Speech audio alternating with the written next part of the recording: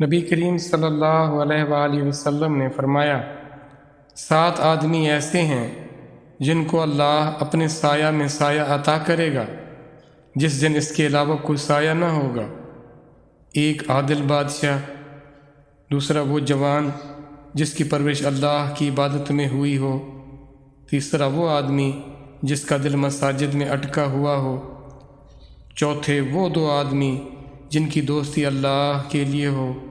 اسی پر جمع ہوں اور اسی پر جدا ہوں،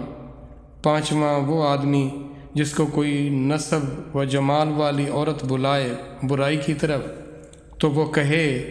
میں اللہ سے ڈرتا ہوں، 6واں وہ آدمی جو صدقہ اس طرح چھپا کر دیتا ہے